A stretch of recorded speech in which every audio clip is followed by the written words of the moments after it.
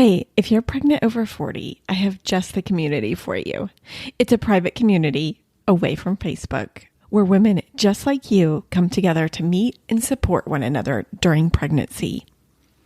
To sign up for the waitlist, go to over40fabulousandpregnant.com/waitlist and be the first to know when the membership is open. I can't wait to see you inside.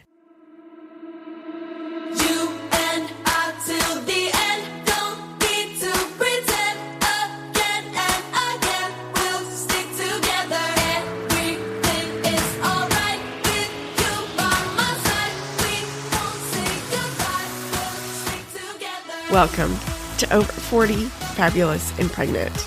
I am your host, Jamie Massey, and you're listening to episode 19. I want to celebrate and support every woman's pregnancy journey over 40 by sharing stories.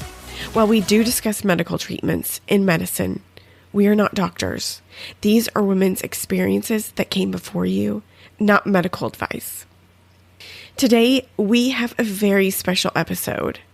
We have Caroline, Donna, and Annabelle on to share their pregnancy story over 40.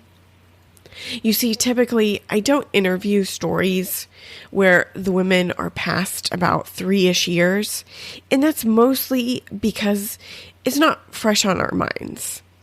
And I knew Annabelle was pregnant 23 years ago when she was 45, and then Michael told me about his wife, Caroline, and their youngest is 5 years. And then I met Donna, and Donna was pregnant 15 years ago. And I thought, what if I got these 3 women together to discuss their pregnancies and see where that conversation leads? It's so good.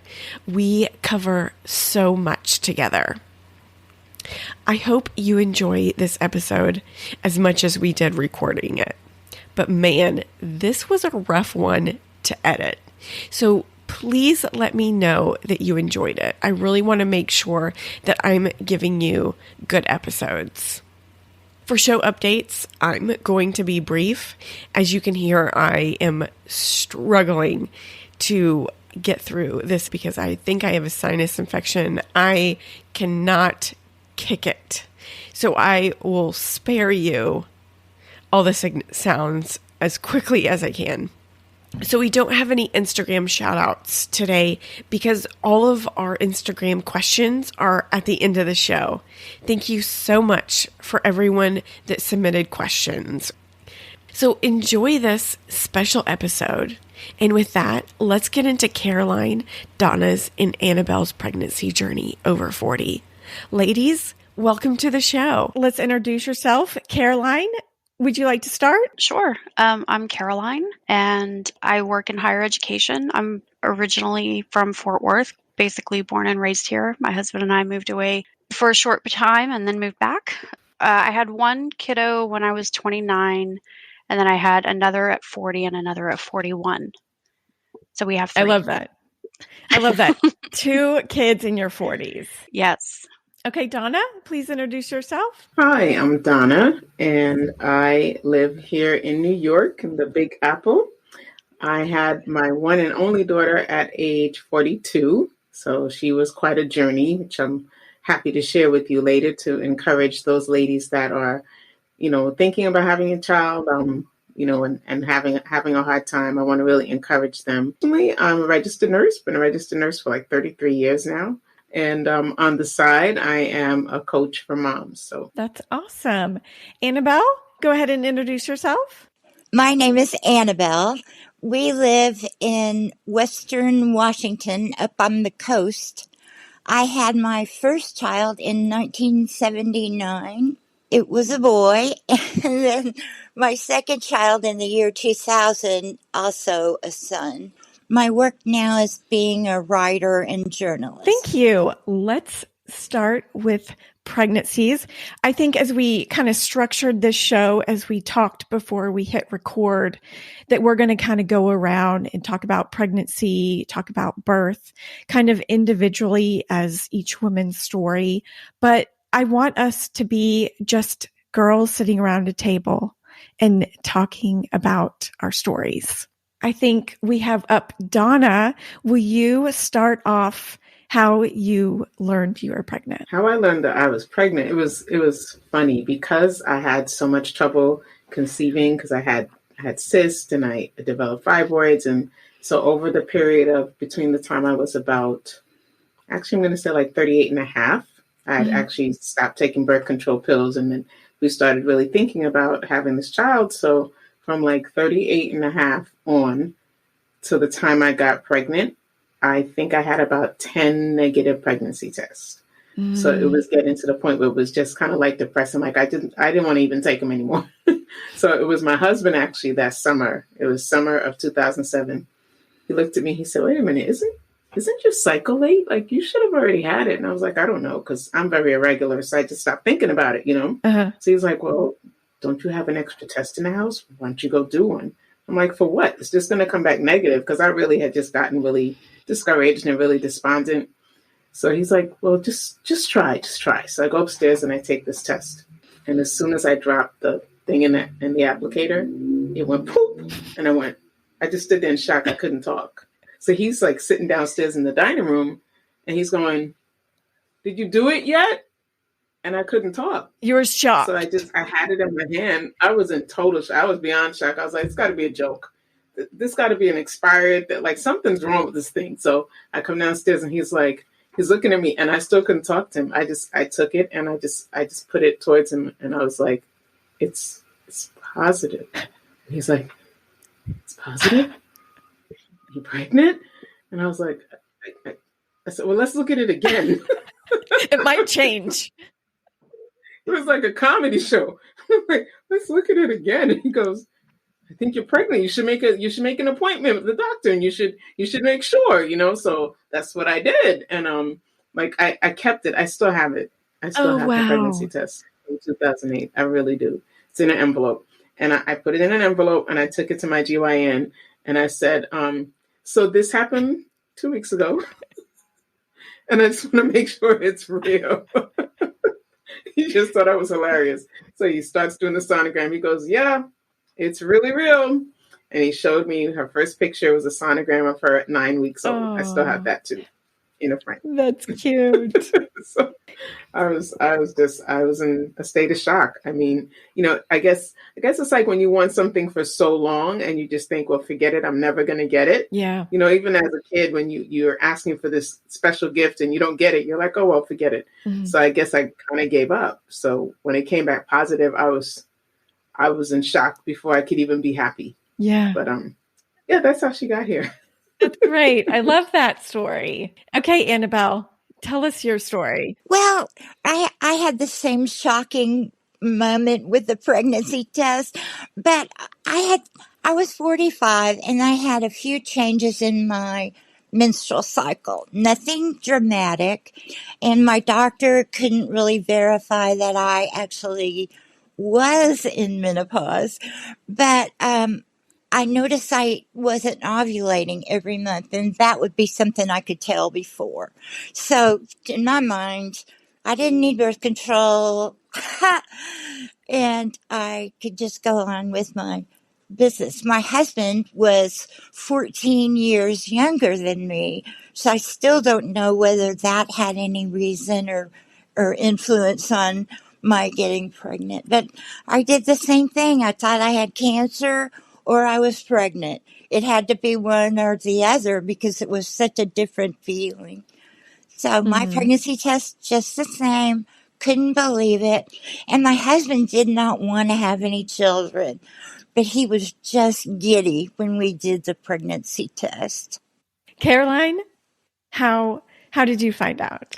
Well, a lot like Donna, while we did already have one child and we wanted another one, I had sort of just resigned myself to that it just wasn't going to happen. So I stopped even thinking about it, I even thinking it could be a possibility. I just completely put it out of my mind. And I just went in for my yearly checkup with my OB. And she said, "So you know you're pregnant, right?" And I said, I'm sorry, what? Sorry. Well, huh? And I was, maybe we should run that test again. And so we did. And I was pregnant, and she said, well, do you want to save this? I was like, save it? I want to wear it. Are you kidding? Like, I walked out of there and I'm checking out. I'm like, I'm pregnant. Oh my God. I was telling everybody, I'm pregnant. I don't even know. What? Oh my gosh. But so, yeah, it was definitely a surprise. Not something I just, like, a lot like Donna, I had just put it out of my head and I wasn't really thinking about it anymore. So Yeah. How far along were you? I believe I was 6 or 7 weeks pregnant at that point. So your appointment just happened to be at the right time. Just happened to be, I mean, I'm sure I would have figured it out eventually Right. on my own, but since I wasn't really paying attention to it, I wasn't tracking anything anymore. I wasn't, I didn't notice. Mm-hmm. And so that was with our daughter. And then after we had her, 3 months later, I got pregnant again. And that one shocked me. Like, I had to take a walk around the block and I was just like, oh my gosh, what is happening? Like, how do you become this fertile at 40? I don't understand. So they were both surprises. That's awesome.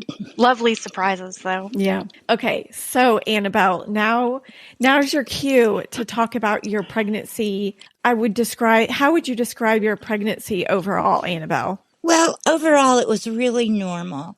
And the things I noticed were I had only gained 18 pounds with my first son, but I gained 50 with this one. But it was totally normal.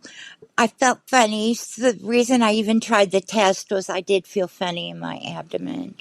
So back then they did amniocentesis for the older mothers. I think now there's a blood test that takes care of everything and you don't have to have that anymore. But that was sort of exciting, and that's when we found out it was a boy. Mm-hmm. So you did find out the sex of the baby during your pregnancy? Yes, ma'am. I couldn't believe after 20 years, why didn't I get a girl after 20 years? How did you prepare for your birth during your pregnancy? Well, since my husband had no children, we went ahead and went to they used to be like Lamaze classes, but this was sort of an introduction to childbirth class. And, he was kind of white as a sheet for a lot of it because it was totally new to him. So we did go to those classes.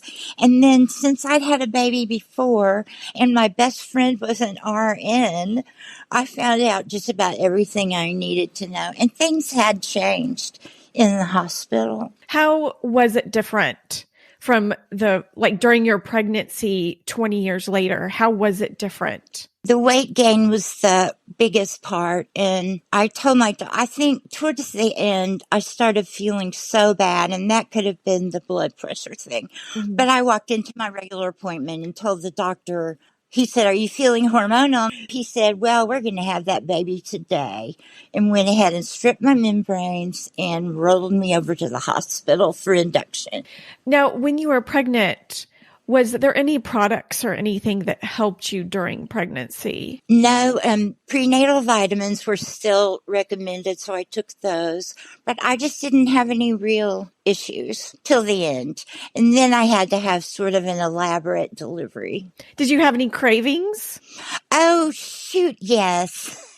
I have cravings anyway. I love snacks. The big thing was I had to quit smoking. So instantly, when I saw the pregnancy tests, I quit smoking and I began eating pears, just green pears. And I had to drive to Dallas for my job. So I had 5 or 6 pears in the car at any time. Yeah. Well, to keep from smoking, because I didn't smoke, so I had to do something. My doctor did say, are you just eating a lot, or what is going on with your weight? So that's the thing that sticks in my mind.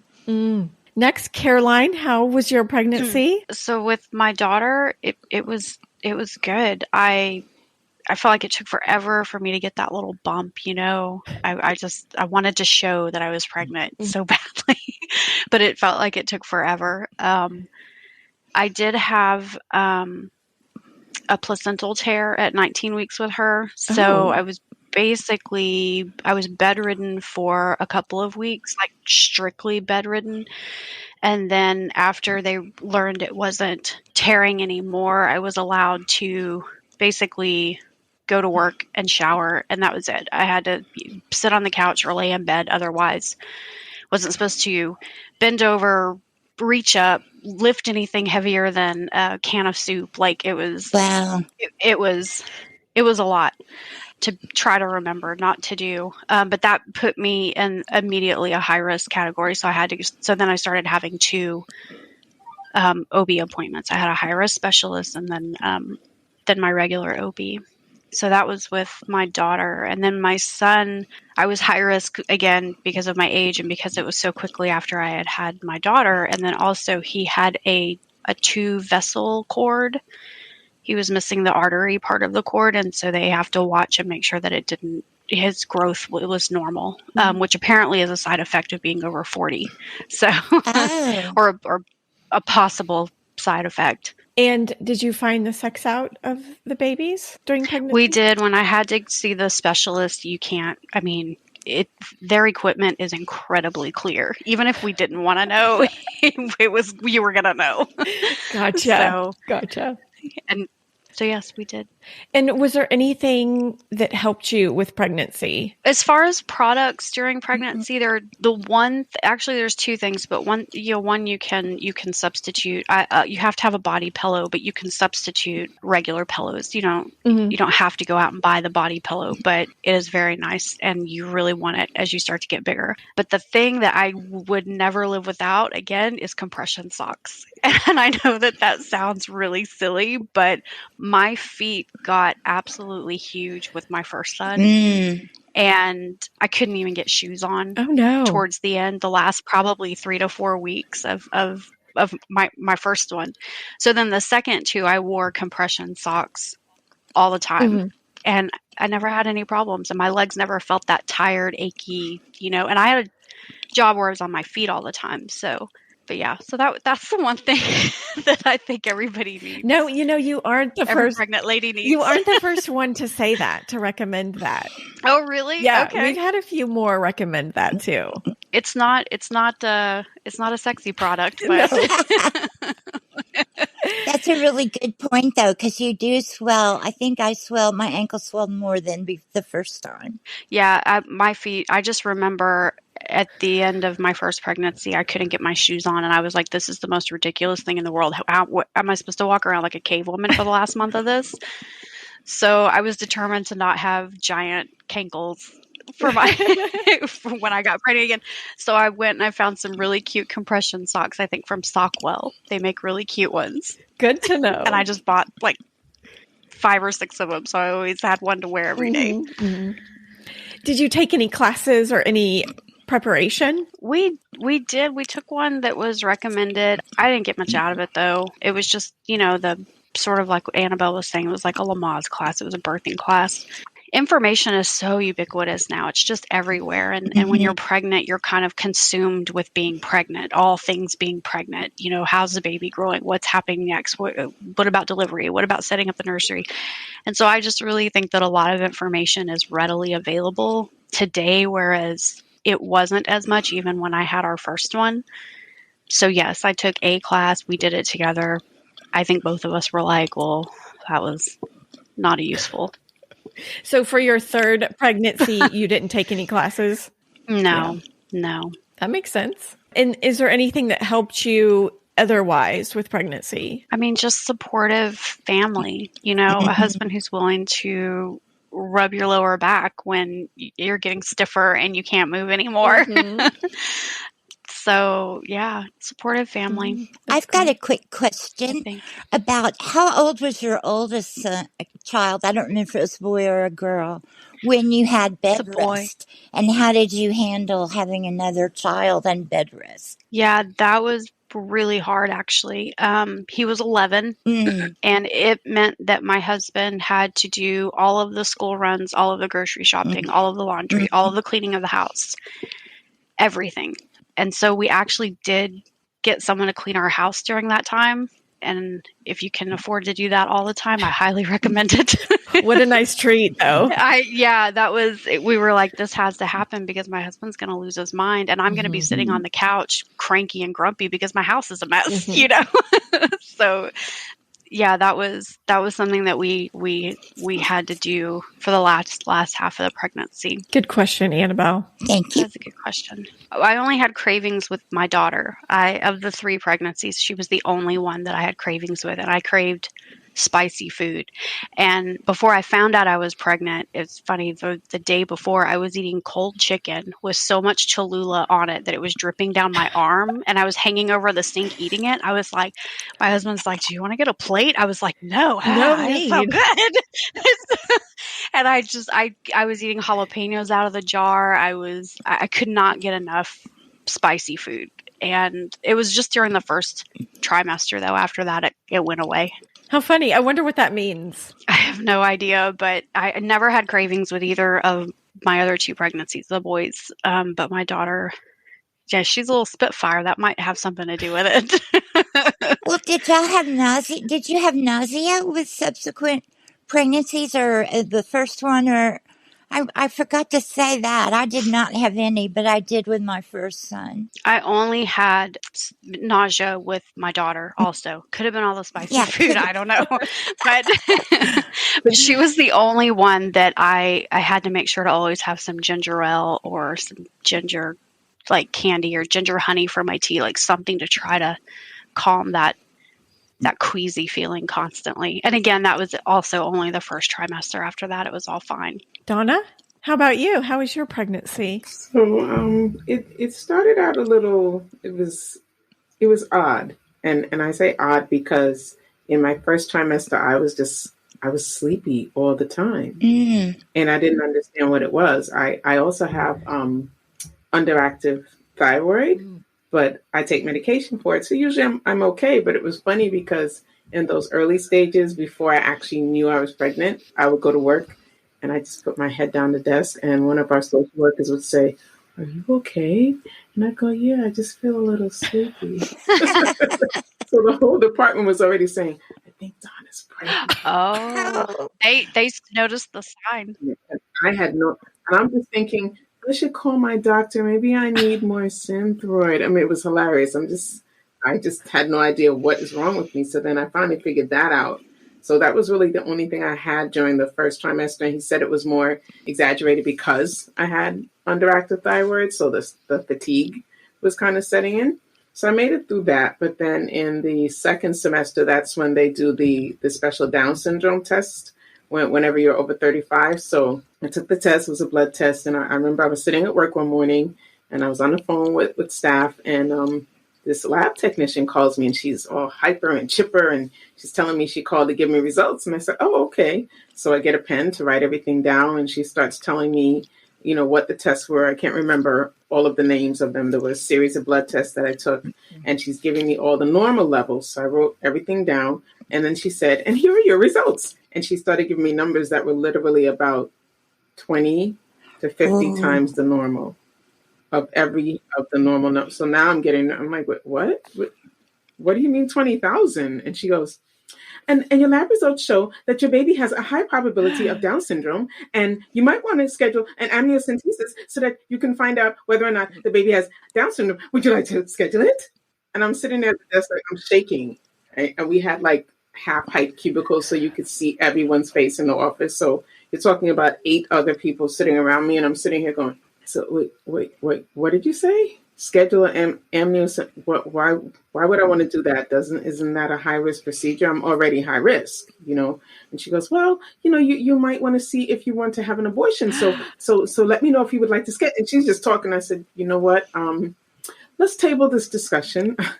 I'm going to call my OBGYN. So now I'm sitting at the desk and I'm crying. So I hung up the phone. I called my pastor because my pastor at that time, she also had a baby that was born with some challenges. So I thought maybe she could kind of guide me. And it turned out that she had her son so long ago. He's in his 30s now. She didn't know that he was going to have challenges until he was born. So I was kind of looking for her guidance to tell me, what should I do? Should I do this amniocentesis? She just said, "Listen, you just have to kind of maintain your faith and just, believe your baby's going to be okay. I went home, I talked to my husband, and he said, well, if it's going to put you at more risk, I don't think we should do it. And I said, I don't want to do it either. I was scared. So then the GYN called me and he was pressuring me. So I didn't have a good experience with my doctor at all. Like I wanted to throw him over the bridge somewhere. But he almost yelled at me because he got very upset. And he said, he gave me all the reasons why I should have it, etc. And I said, okay, let me ask you a question. If I do this amniocentesis and it shows that she really does have increased fluid behind her neck, because that's how they make that determination that you would be Down syndrome. I said, is there a way for you to go in and drain out the fluid? Is there a way for you to make it better? And he goes, no, we really can't do that. I said, so then what would be the point? He said, so that you could prepare. I said, sir, I have dreamed since I was a little girl, being a mother. I prayed my whole life. And you're telling me you want to stick a needle in my abdomen to see if she's going to be a certain way? I said, no, sir, I'm not doing it. He was like, what? You're not scheduling it? I said, no. And the other reason it was so upsetting for me, he never once called my baby. He always referred to her as the pregnancy. I'm sorry. Yeah. When I tell you I wanted to throw him over a bridge, I really wanted to throw him over a bridge. But I didn't know who else to go to at the time. Because what a lot of us did that worked in the hospital that I worked in for many years, we all went to doctors within the hospital because we worked with them. We knew they were good. And he was great. I mean, he was really good with the patients that he delivered their babies. So I thought, I'll just stay with him one day if I have a baby. But when he said that, he lost me. It was hard because after that, it became like a mental battle to just stay positive and not to think, what's going on inside of me. He almost left me hopeless because when you say severe, then you're talking about not being able to communicate and things like that. So I was so saddened. So I had to kind of push through that. And I didn't share this with anybody. The only ones who knew was my husband, my pastor, and my dad. And I made my dad promise not to tell my mom because she was always a worrier. So I knew that she was so excited because I was the first one to be pregnant in, let me see, my brother's daughter, I think at that time was like 18. So this is the first baby in 18 years. So everybody was so excited. And if she had known that, it would have crushed her. And she would be calling me every day, are you okay? I said, Daddy, you got to. What week did this happen? How far along were you when this happened? This was 5 months. I went for my 5-month checkup. So 20 weeks. Yeah. Okay. So you had to do 20 weeks of this mental battle. Yep. And just, kept trying to smile and act like everything was really great and everything. And by the way, at the end, I ended up having to have a C-section because I went in for my 34-week checkup. And I noticed that they kept moving the electrodes around, but nobody was talking to me. And then they brought in another doctor that I'd never seen before. I'm like, who's he? And they said, oh, he's an antepartum. I said, antepartum? I've never met him before. So then he goes outside and he's having this conference with my doctor. And then the nurse comes back in and she puts an IV in. I said, what's that for? She said, oh, they didn't tell you? They want to put you in labor and delivery. I said, for what? She said, because they might want to induce you because your baby's not breathing in between contractions. So what contractions? She's just kicking me. That's a contraction? Wow. I didn't know.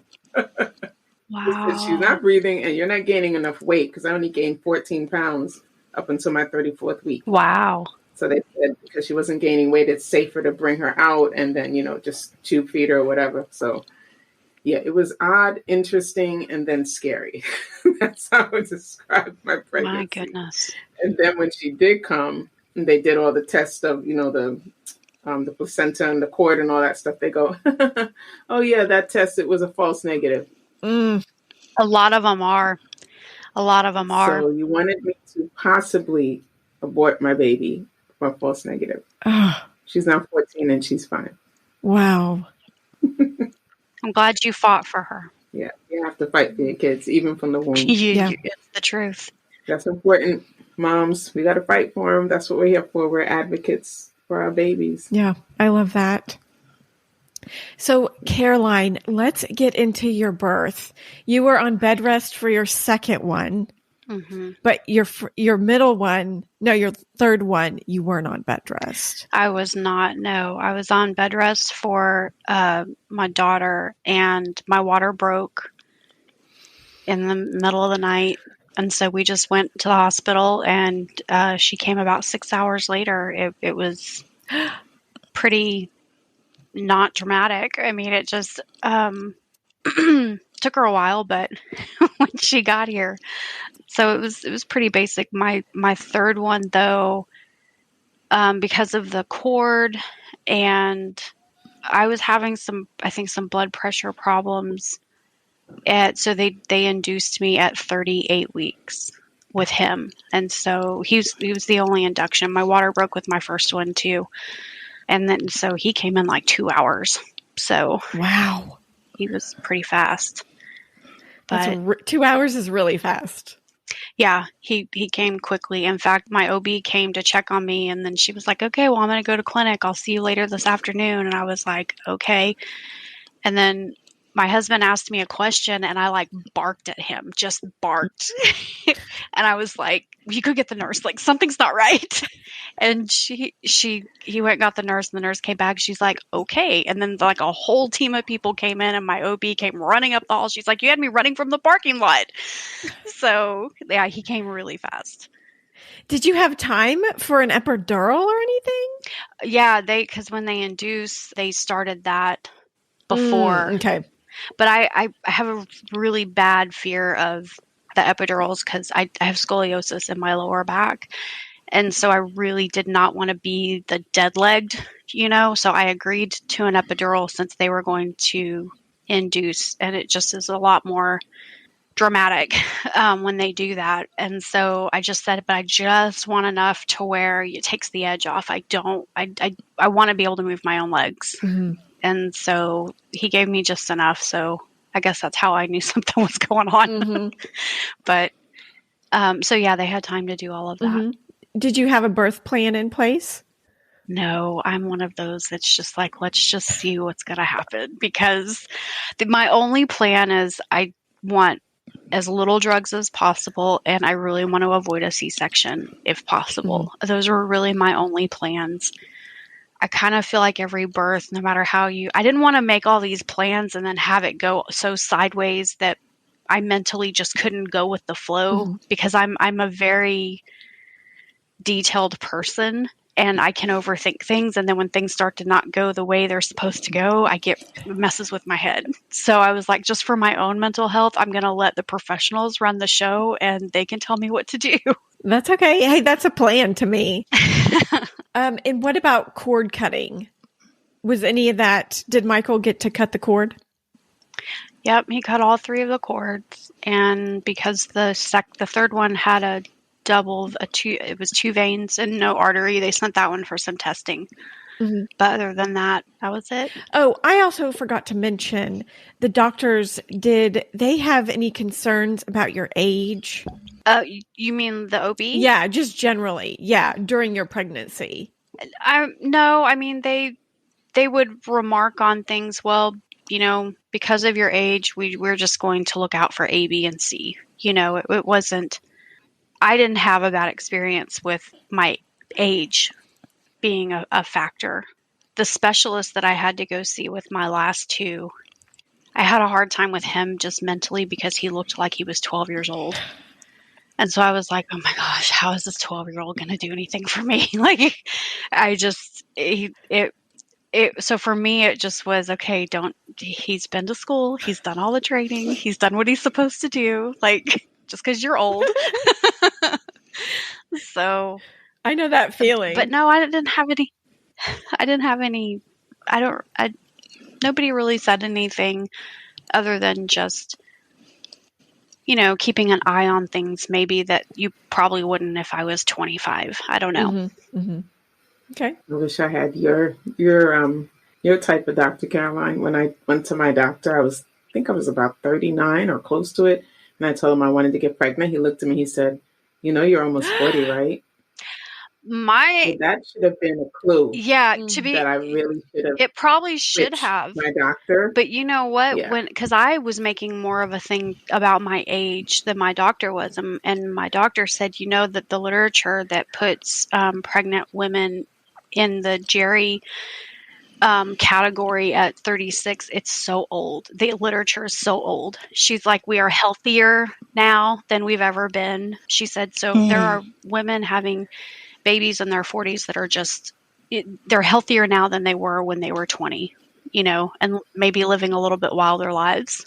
So Mhm. He never called me geriatric, but he was very negative about me even trying to become pregnant. that's curious. He was supportive when I got there, but before I think he was trying to discourage me. Like he looked at me one time like I was really crazy. He sounds like I think doctors need to understand that they're counselors. They're not, you don't tell me what to do with my health. You counsel me as to what my options are. I love that. Yeah.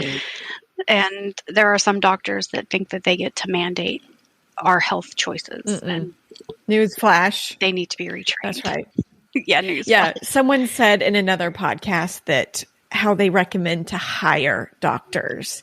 And I really loved that term about hiring a doctor. Yeah. You can choose to go somewhere else. Yeah.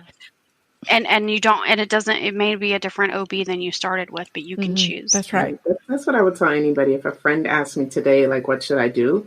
I would tell them, if you don't feel like you're comfortable or on the same page with your doctor, that's a sign.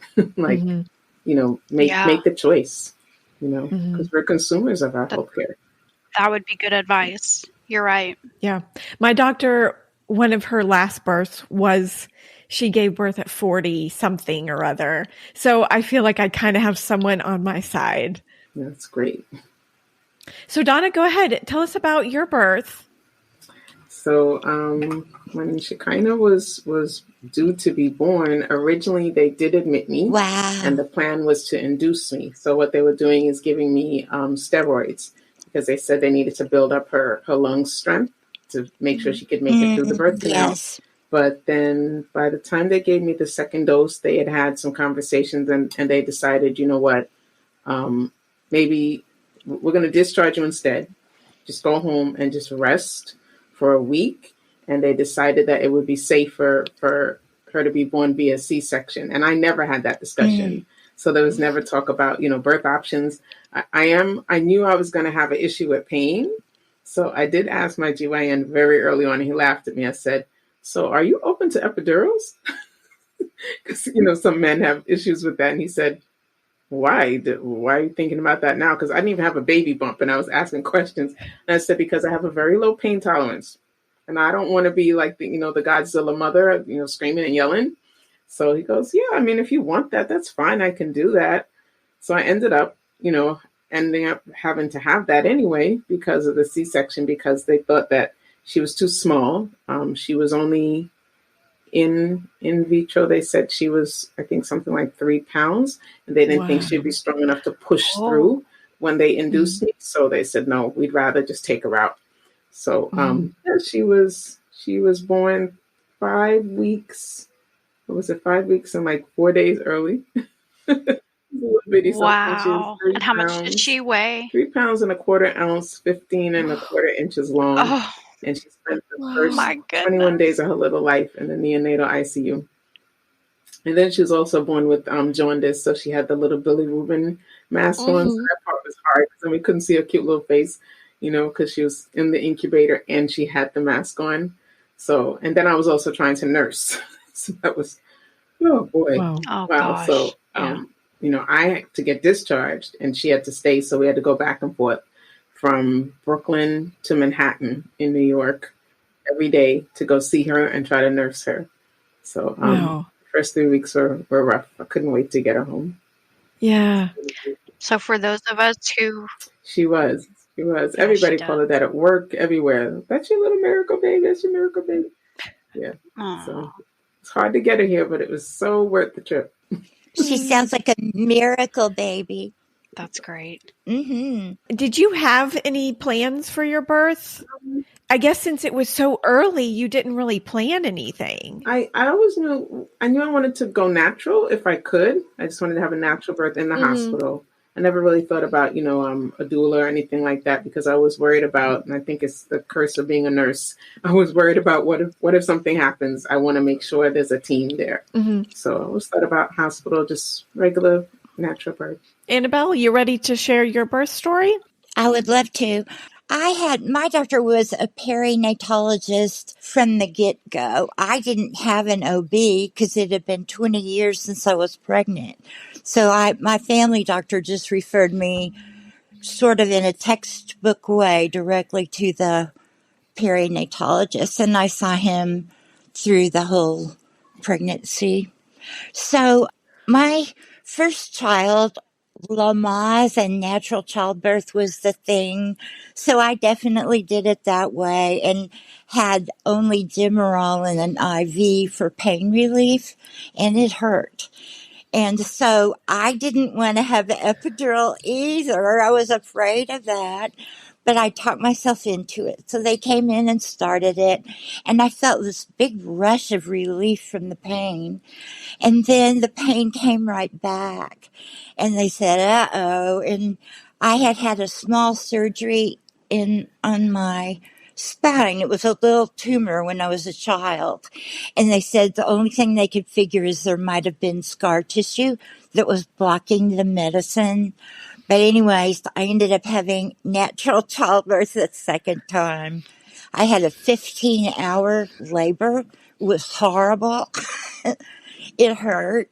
And I remember the nurses will tell you, push, they're very emphatic about it. And I remember screaming no back at them, like, if I push, it's going to hurt even worse. And so they really kind of cajoled me. And finally I pushed, and he was born right then. But my only big issue for the delivery was having to have a magnesium sulfate IV because of the blood pressure and possible toxemia or preeclampsia. My best friend was an RN, so I had my nurse get on the phone with her. She was in Denver. Yeah, I bet. And the nurses talked to each other, and she told her every little thing that was going on, and I was so reassured by that. But my friend Peggy, the nurse, said she didn't sleep at all that night, and he was born at 5 a.m, so it was a long night.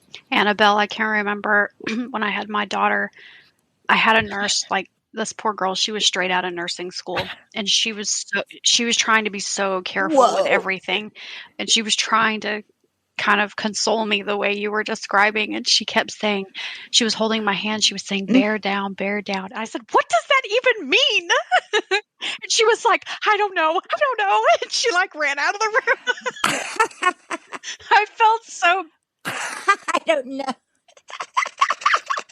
That's great. But again, like, she could have been my daughter, so it just, the relationship, it's not like a peer-to-peer relationship. She couldn't take control of the room the way a nurse kind of needs to, And so she was really, really sweet. That's really funny. Sweet, but she had to poke me like 3 times for the IV. But oh, I'm so glad. My nurses were all semi-middle aged, and I'm glad about that now. yeah, I had a great nurse for my first one. She ran the room. Even when the doctor came in, she ran the room. And she was excellent. And I think the one with my daughter, I know she's a good nurse. She just was so new. Oh. I didn't get my actual doctor for the delivery. Did that happen to y'all? I got whoever was on call, and it was a woman, and she was great. Dr. Pappas, her name was. Yeah, I got the on-call doc for my daughter, but I had my OB for my boys. Yeah, I had my OB too. Because it was planned. It was a planned emergency C-section. Right. And Donna, how was your recovery? Right. Oh, wow. That was interesting as well, and long. So because I never even thought about a C-section, I thought I'd be going back to work a lot sooner. So I actually had taken out some, fortunately, some short-term disability insurance, and I was out from, I think when I Oh, did my test, it was the end of February, and she was supposed to be born on tax day, April 15th. So I was out from February. I did not go back to work until July. So that C-section, oh my goodness, like wow. no one ever warned me. It No, well, they don't tell you was it's so surgery. Like painful. they Oh are, my goodness. yes, I felt like someone sliced me in half, They and it did. was just so hard to move. And they really they did. did. I Well, felt they like Houdini's did. assistant. It was horrible.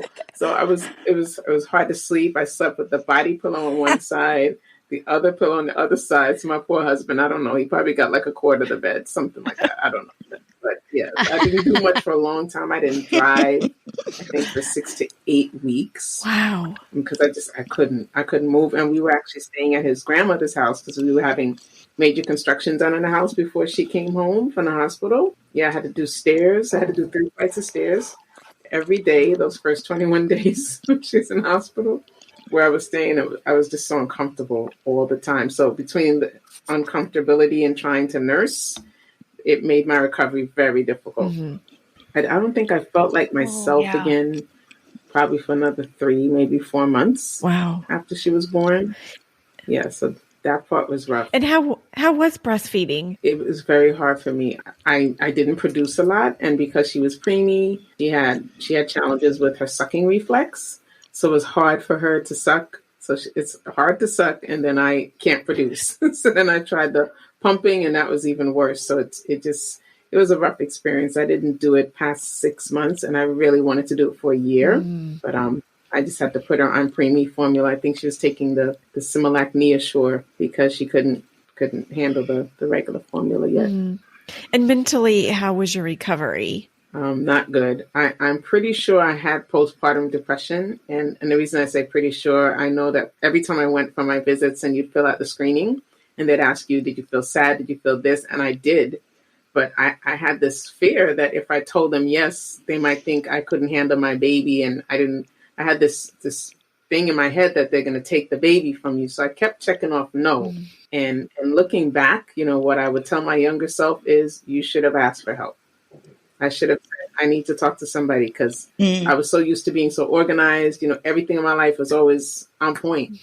And all of a sudden I had this kid at 42 and I'm moving on in my career, and I was overwhelmed and felt like I couldn't fit her in, and I didn't get help. So I just smiled through a lot of it. Mm. And I wish that I didn't. Yeah. So it's grown me into a person now that I know that asking for help is healthy, it's good, it's necessary, and it shortens the time that you're going through something. Mm. So I made it longer than it had to be because I faked it. Yeah. And I told my doctor, I'm fine. No, I'm okay. And I wasn't at all. Yeah, that's such good advice, Donna. Yeah. Annabelle, how was your recovery? Well, there were aspects that were unpleasant. I had sleep deprivation, it turned out. I was much more tired, probably or definitely because of the age. Although later they told me when you've got the blood pressure business going on, regardless of what they want to call it, it takes a lot longer to recover, for your body to actually recover. But I was so tired, and my husband finally started a plan where I could pump, and he would do the midnight feeding, and I would go on and go to sleep early. Then I'd get up at 3, and the baby woke up every day at 3. So that was when I had to get up, and I just really didn't get enough sleep, really. So we ended up breastfeeding just for maybe 6 or 8 weeks, and I got mastitis. And apparently you can't keep nursing with the antibiotics you have to take. So they told me I could pump and just throw away the milk and try to keep it going for, I think it was 10 or 12 days to take the antibiotic. And I started trying that, but I just didn't have the patience for it. So he was a bottle baby, and he did fine. Great. And Caroline, how was your recovery? Recovery was fine with with my daughter. It was a lot harder with my son just a year later, which I think would be expected. I didn't really let my body heal from the first one before I threw it right back into pregnancy again. So that was a little bit of a struggle. And just, like Donna and Annabelle said, it's chaotic. It's tiring. No one can prepare you for it.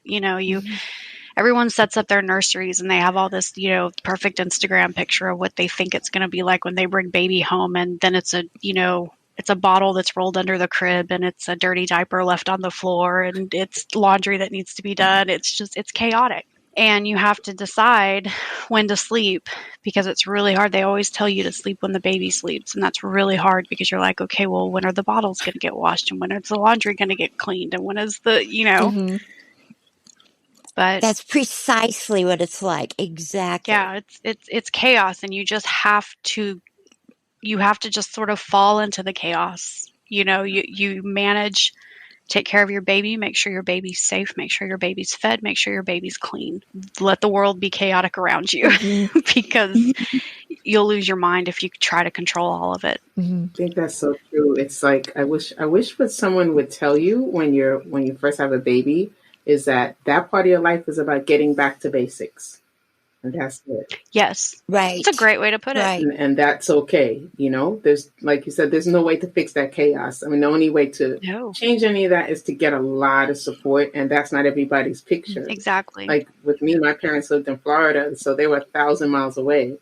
So I didn't have that life of, I'm going to take the baby over to mommy, because she was 1,000 miles away and she's still working back then. Right. So you just have to accept that about yourself. That's what I would share with any new mom. Accept the fact that your life is going to go back to basics, but that's okay. And for me, it also was a lesson for me when my kids start having kids. I'm not going to go over there and say, let me hold the baby and then you can just sit and talk with me. I'm going to go over there. I'm going to clean their house. I'm going to do their laundry. I'm going to clean the bottles. Right. And then I'm going to say, you go to bed. I'll feed the baby. It's just, it's help. What people think is help is not always help. I had to put my phone on airplane mode because everyone kept calling me to check on the baby. And I was like, he just woke me up. Like, I just fell asleep 10 minutes ago after being up all night. You just woke me up again. So I would turn your phone off and just, that I think is the hardest thing, is dealing with just the exhaustion and understanding that life with a newborn baby does not look like an Instagram post. How was breastfeeding for you? My kiddos were all bottle fed. Okay. And so, we had some, it didn't work out for me, which was sad. And mentally, how was your recovery? I think mentally it was really good with my daughter. We were just so excited, to have another baby after 11 years. And it was a lot harder with my youngest son to have a newborn, a 12-month-old, a teenager at that point, or a preteen. And so it was a lot. It was the most tired I've ever been in my. There are actually things that I can't remember from that time because I was just so tired. And, Ezra will say, well, how can you not remember? And so, I don't know. I swear, I hallucinated. I was so tired. And that's when my doctor said, this is definitely sleep deprivation. Get somebody in there or you go somewhere and sleep. Annabelle, what was your biggest challenge being pregnant in your 40s versus in your 20s? Gosh. Well, probably just the overall, you're just older and all the things that go with aging do not help you when you're trying to have a baby, I think. And then I hate to keep talking about gaining weight, but man, if you're already older, your joints kind of hurt and you're real heavy, you're just kind of asking for sitting around all the time and not really getting to do everything you want to do. So that was the worst thing for me. Mm-hmm. Is there anything you'd recommend that would help prepare someone for pregnancy and birth? I think you have to read all the books. I think that's a really good idea, especially if it's your first baby. And have a good doctor. Poor Donna. I mean, that really wasn't fair at all. But try to pick a doctor whose bedside manner is maybe even better than some kind of technical proficiency. I mean, you just have to be able to talk to them, and you have to have them talk back and try to understand you. And what advice would you give yourself when you were pregnant if you could go back? To really watch my diet, of course, that, I'm going to say that because that was dramatic. All that aside, and feeling so heavy and immobile and all that, I had the best time. I was giddy about having another baby. I couldn't believe it. I went to every baby store between Fort Worth and Dallas every time I had to go to work. They knew me by my first name. They knew how old I was. It was like a badge of honor. Love it. But it was wonderful. And then when I got my amniocentesis results that said he was perfectly normal, then there was even more euphoria. I mean, I just knew it was going to work out. And I'm not like, I really knew my own limitations, and I was terrified that something would be wrong with him, that I felt I could not take care of him myself. So that was a very heavy moment and decision I, thank goodness, did not have to make. Sure. Caroline, what about you? What was your biggest challenge being pregnant in your 40s? I would agree with Annabelle. The weight gain was shocking. It changes everything. Just not being able to move around the same. And I was doing just fine until I had the placental tear with my daughter. And I was actually, probably was a little bit of a saving grace. I was in better shape, the best shape of my life when I got pregnant with my daughter. Even better than when I had my son in my 20s. But then when I was bedridden for 20 weeks, and then you're recovering from having a baby for 12 weeks, and then you're pregnant again. By the end of it, my third pregnancy, I was in bad shape. And I'm still not doing so great, but the weight gain was shocking. Yeah, I would say that was my biggest challenge. And yours was sort of circumstantial, maybe even more than being older, like you were saying, and having possibly, bed but I rest just don't and think all I that. don't think I would have gained as much. Maybe had I not been as old as I was. Maybe I'm wrong. I don't know.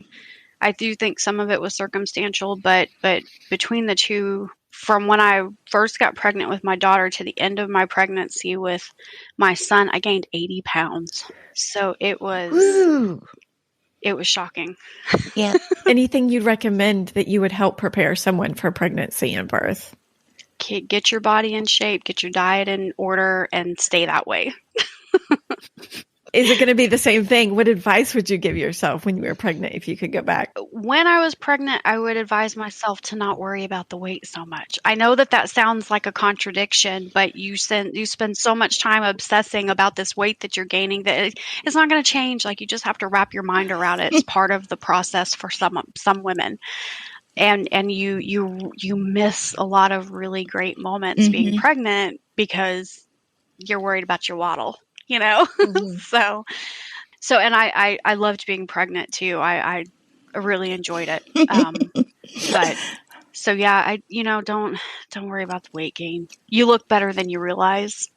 If I had it to do over again, I would eat about half of what I was craving instead of all of it. Yeah, if you can stay away from the sugars and the simple carbs, you'll do just fine. But you need carbs though. So don't go keto when you're pregnant. Your baby's brain isn't going to develop. It's not a good thing. Oh my gosh. So Donna, what was your biggest challenge being pregnant in your 40s? For me, it was a lot of mental stuff for me, because there were just moments where I would sit there and think, okay, if I'm 42, when she's 20, I'll be 62. And then if I was doing that, the what if syndromes and driving myself crazy. And then I just have to stop and just realize that, no matter what you do in life, you're going to be the age you're going to be anyway. And so I just began to think about the fact that, I still have friends now that are in their 50s and they have never been able to conceive. So it's such a wonderful privilege, when you're able to. So that once I just kind of retrain my brain, I enjoyed it. I had fun. And it was, people do more things for you. Like I had friends bring me over. Oh, I was out, so I just got you a little beef patty. Oh, I know you like red velvet cupcakes. I just brought you one. And it was so funny. I had a girlfriend that did that every Saturday when she took her daughter to dance. She brought me a special little treat. Soon as my baby was born, she didn't come anymore. Wait, come back. Come back. Yeah. Hey, what happened to my baby? She said, What happened to my not cupcake, pregnant man? anymore. So I enjoyed it once I allowed myself to just be in the moment. But you're Donna, right, is there- it doesn't matter. It doesn't. Donna, is there anything you'd recommend that would help prepare someone for pregnancy and birth? Yes, if you're really thinking about, I think I want to have a baby in the next year or two, start paying better attention to your diet. Mm-hmm. I ate a lot of fast food all the time, and doctor really said to me, "You're gonna have to stop that, and I need you to really stick to your prenatals and all that." So I wish that I had, just paid more attention to eating better and taking care of myself. I never really did enough of that self-care. I just kind of trucked through life and work and everything. And then all of a sudden now I'm pregnant and I have to think about, I have to eat properly and the balanced diet. And so it's better if you start that journey, even if it's 6 months ahead of time, to really start doing that. And if you can incorporate some exercise, and I'm not talking about, trying to rearrange your life and going to the gym 5 days a week. Literally, if you can do something 10 minutes a day, if it's just walking around the block. It makes I just walked. That's you'll be in all I better did. shape. Yeah, you're right. That's it. I'm a lot like you, Donna. You said you were, you had a low pain tolerance. I don't want to hurt. And when I see runners running down the street, they look pained. Like I'm not running anywhere. So I walked everywhere, and I only used my body weight to do push-ups, sit-ups, things like that, planks. And I was in great shape when I got pregnant with my daughter, which I think was, I don't even want to think about what it would have been had I not. Well, are you back to your normal self, your good fitness self? Because you look fine. Oh. No. Well, it's just because you can see me from like the shoulders up. No, kids consume your life, and this is not my season for self-care, but in the interest of making sure that I'm my best self for them, I do need to change that.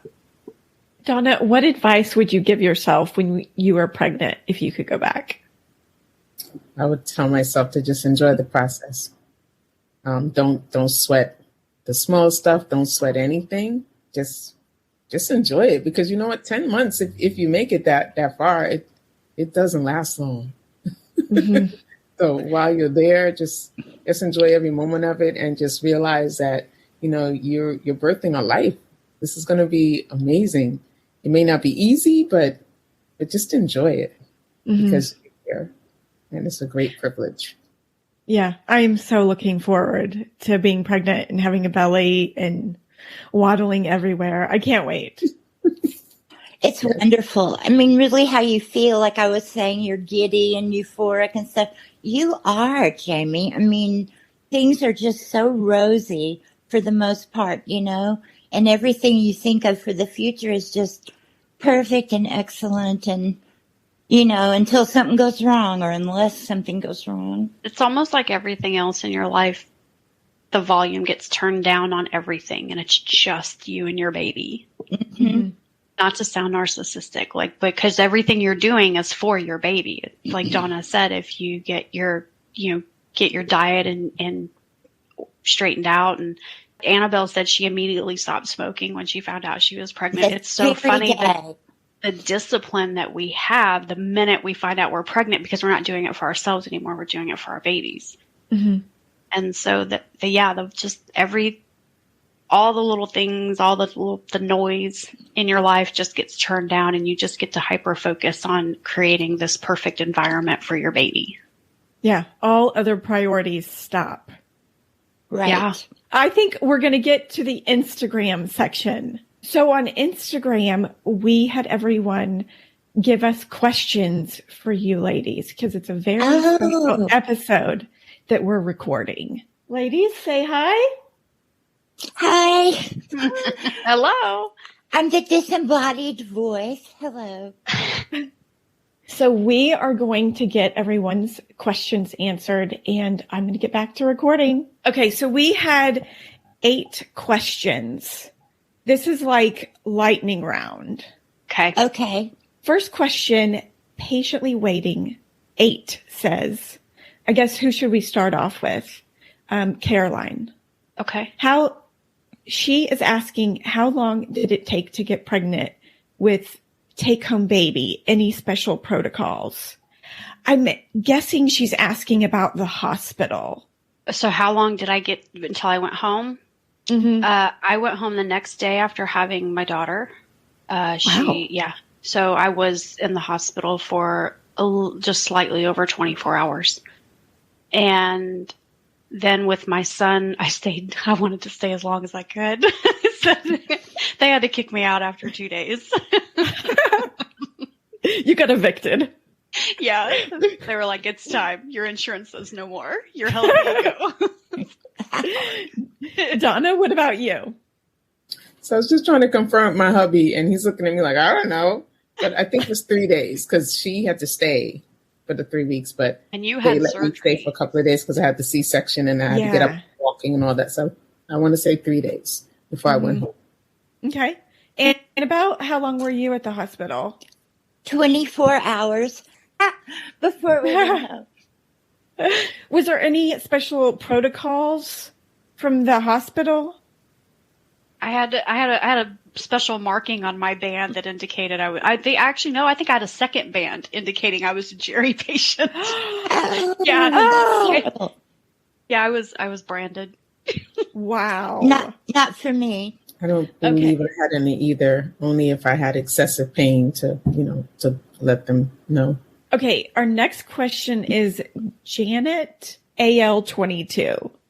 She asks, what steps did you take before getting pregnant? Donna, I think we'll start with you. What steps I took? I guess after I found out I was pregnant, I did try to eat a little better. Definitely stuck to, taking my vitamins. And I actually was able to incorporate walking in the job I had because I was a visiting nurse. So I did about a 1 mile radius anyway. So I got to walk more. So focusing on things like that. Well, I guess you were the only one that was actually planned. Or you kind of, yeah? Yeah, because even though it was a journey to get there, that was the end result. That's what we wanted. So, working towards that once I found out, I am, okay, let me start making shifts. And we started thinking about, physical things like which room are we going to use for the baby and things like that, and planning those things out. But the most important prep was for me and taking care of myself so I could be strong enough and ready and, could do the mommy thing. Caroline, what about you? Well, I always take prenatal vitamins because we do not use any forms of birth control. And so I just always feel like I should always be on them. So instead of a multivitamin, I just always take prenatals. That's it, really. Oh, do you take a prenatal vitamin with iron? I don't think so. I am looking for a prenatal vitamin without iron. Have you looked? There's a company called Seeking Health, and they make really good vitamins, and it's even better.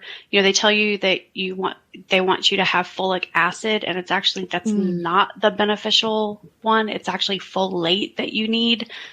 So the whole company is very good about outlining what the vitamins are, what you need to be looking for, and who should be on them, and what. So I would check out seekinghealth.com. Okay. Got it. Thank you for that. You're welcome. Annabelle, do you want to answer that one? Well, a big fat 0 because I wasn't going to get pregnant at all. But I think you, Jamie, I think you should be taking prenatal vitamins now. I should. Definitely. No question about that. Okay. Candace asks, being pregnant at 40, 23 years ago, must have been super taboo. How did you deal with it? And I think this question is for you, Annabelle. Yes, I think it is.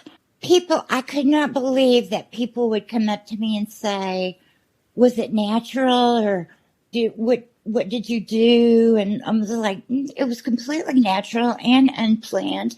But people were so asking personal questions. That surprised me a lot.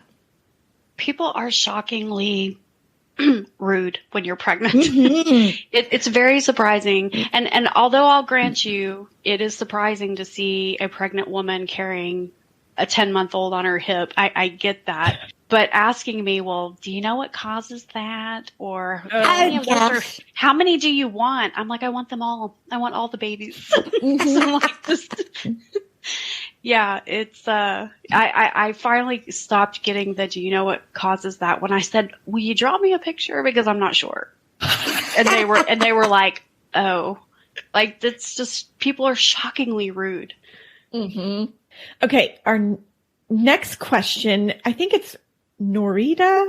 I'm not sure. Her question is, were you actively trying or had you given up and it just happened? Donna? So, yeah, we were still actively trying, but in my head, I was like, I don't know. Not going to happen. Every test keeps coming back negative. So it was the shocker effect, but yeah, we were definitely still trying to have a child. Mm-hmm. Caroline?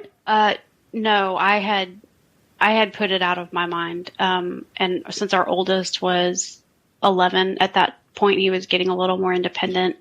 And so I had decided to go back to school. So I was preparing to go back to school. So no, I had finally decided, no, I'm done. It's not going to happen. It's time to think about plan B. Mm-hmm. But Annabelle, what about you? I think I was more focused on what menopause was going to be like. Doesn't that sound silly? But I was starting to have just a barely little symptoms of maybe this is a change. So I was certain I was not fertile. And then too late, they tell me it's not uncommon to have a fertility spike during menopause or at some point during menopause, and all women are different. Isn't that something? I wish they'd told me that before. Yeah, I've never heard of that. True. I have, but you know, something else that I hadn't heard of is when you're over 40, your your chance of multiples goes up, having more than one baby at a time. Oh my gosh. I have heard that, and I've been praying for that ever since. I'm like, if we could just have two, that would be amazing. Then it would be Twins, I get it done. And if it could be a boy and a girl, you'd be done.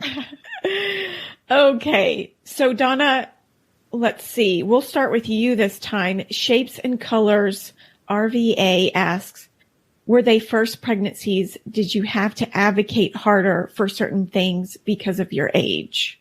I think I had to push more for support.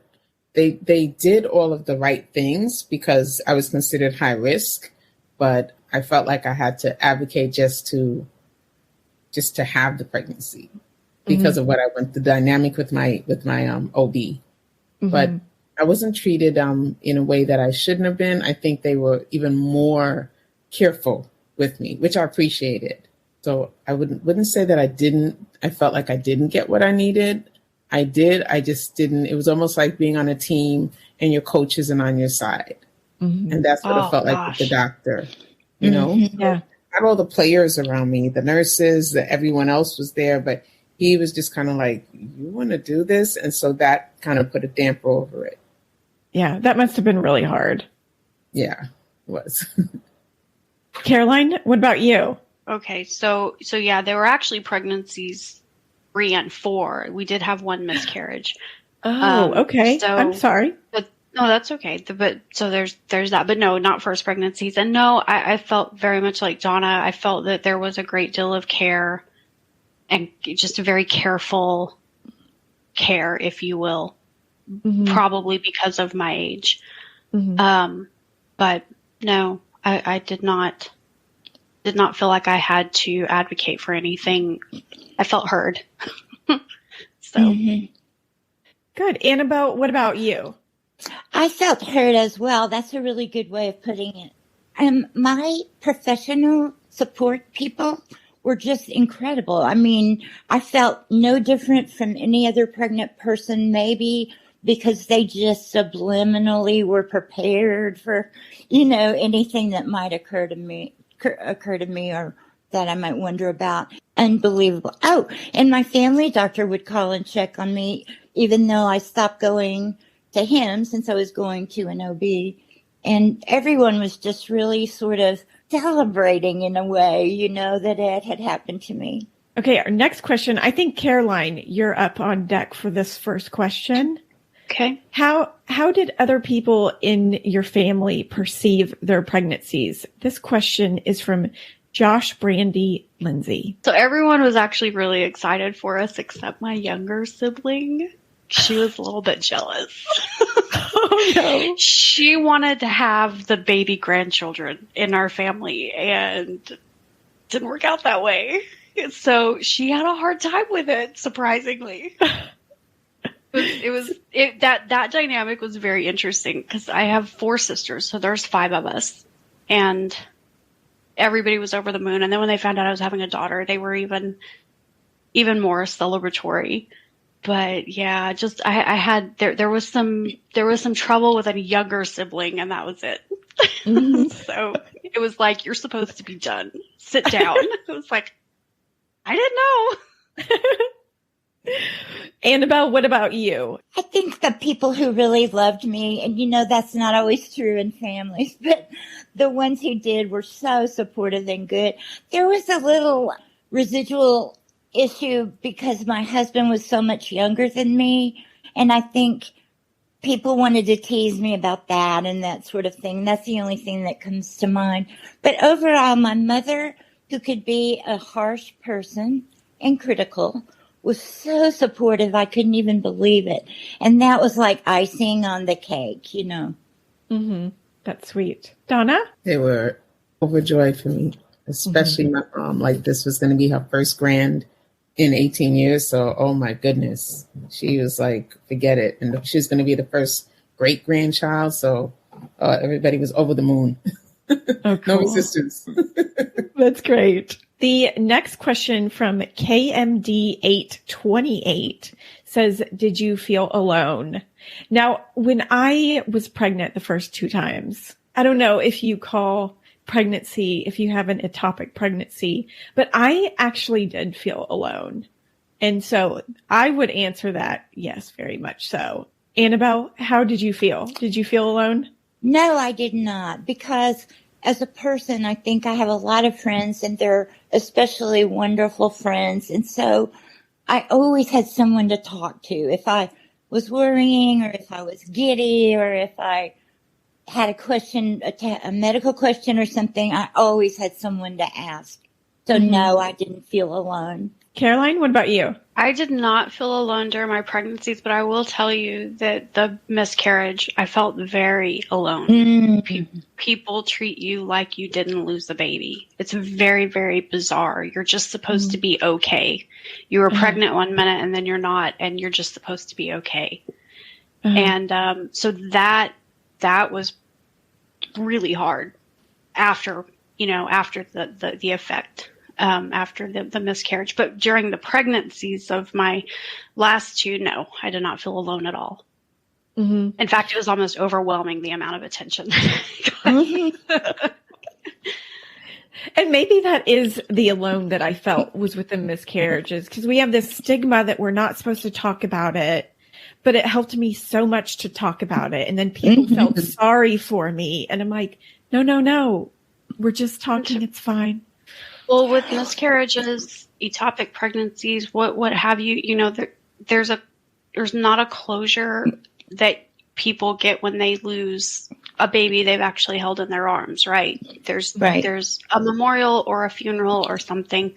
There isn't that closure that you've lost. You feel a sense of loss and you don't know what to do with that loss. And you're right. People feel awkward talking to you about it. And as a group, as women, we maybe need to try to figure out how to do that better, how to be there for people who have had miscarriages a little bit better. Mm-hmm. And it's grief. No one knows how to handle grief. No one knows what to say. And No, that's a great point, is everybody grieves differently too. That's an excellent point. So, And you know, yeah, and it's profound, and it's almost, I think people just get out of their heads all the time with any kind of grief. It's just really hard. Yeah. I had just a couple of people ask me about it, and one was my stepmom, and I just started bawling, and I embarrassed her because I started crying. Oh no. Interesting. Yeah, it was strange. Because you were crying after your miscarriage. Mm-hmm. She asked me, she's like, so how are you feeling? And I'm like, and I just started crying. And she was embarrassed. She was like looking around. We were in a restaurant, but I did embarrass her. You poor thing.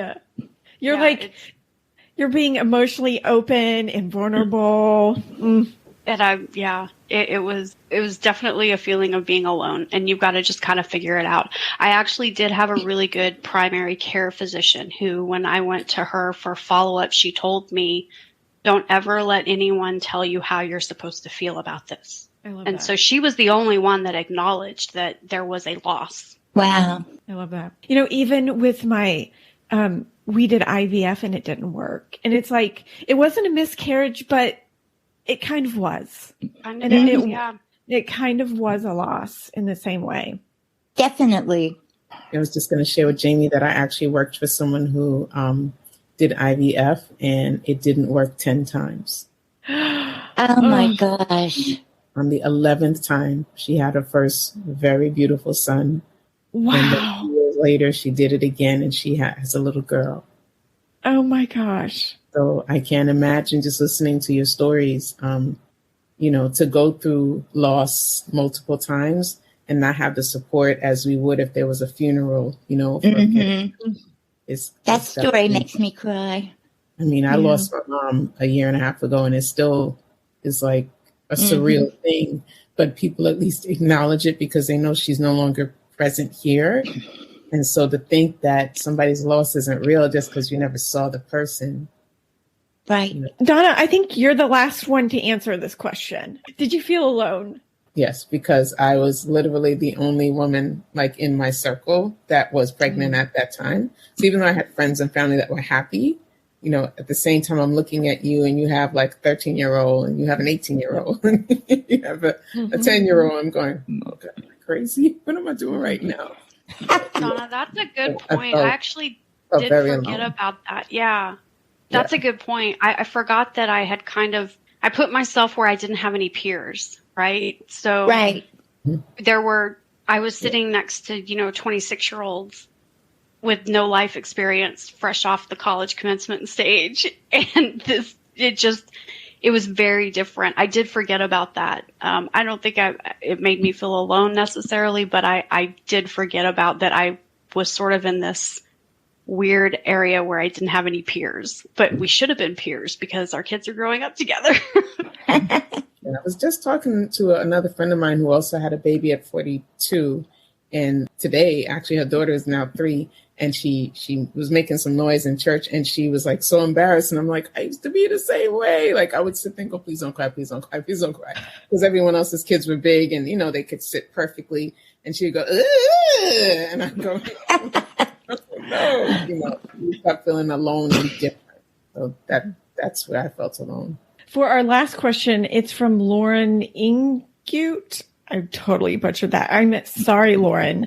Lauren's question is, if you have more than one child, how was your over 40 pregnancy different than earlier ones? And I think this question is for Caroline and Annabelle. Annabelle, you want to start that one off? Yes, I was thinking it was very different, except that it was so normal. I mean, aspects of it were very normal, but it's like everything we've talked about, what Caroline said about your friends aren't pregnant because they're 45 years old and that sort of thing. That was different. And I didn't feel good when I got so heavy. That made it really different for me. Caroline, what about you? Honestly, I think I was a little bit more in the moment when I was over 40. And I had the experience of a pregnancy already. So everything was so new with my first one, right? Every movement, everything. And I think I also just learned to trust my instinct and what I was feeling in my body a little bit better in my 40s than I did in my 20s. I think that's all the questions. Does anybody else have anything they want to add? This is so much fun. Let's do it tomorrow. Well, I think Donna's the only one that has a social media link. Donna, would you like to share that? So I'm actually on Instagram and on LinkedIn at D as in Donna, Nadine Bailey. Awesome. Thank you, ladies, for your time and for sharing your story. It was so fun. Well, it's fun. Thank you, Jamie. Yeah, it was You're a wonderful. good host. And that wraps up our special episode with Caroline, Donna, and Annabelle. I love that all three women were surprised by their pregnancies. That was a fun coincidence. On next week's show, we have Desiree, who was pregnant at 40 and 41. She is a fitness instructor and is obsessed with the color purple. She has so much energy and hilarious. I can't wait to share her story. Thank you so much for listening. I hope you have a fabulous week, and I will see you next Monday. Bye.